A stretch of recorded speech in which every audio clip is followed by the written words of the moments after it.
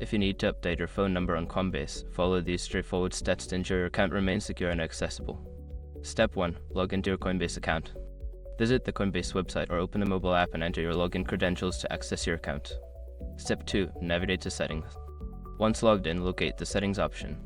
This is usually found in the Profile menu, often represented by your profile picture or an icon in the upper corner of the screen. Step 3. Select Security Settings. In the Settings menu, find the Security section. This is where you can manage your two-factor authentication and phone number settings. Step 4. Update your phone number.